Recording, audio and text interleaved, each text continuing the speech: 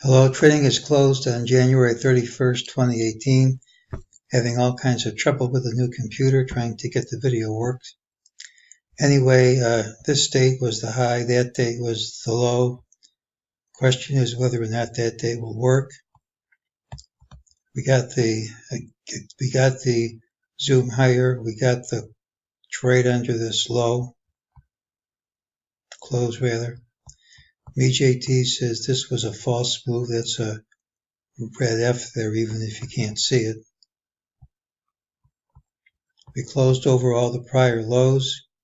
It's positive, should lead to higher prices unless we invalidate it by having a gap under this, which looks unlikely at this time. Here's the price at the FOMC meeting.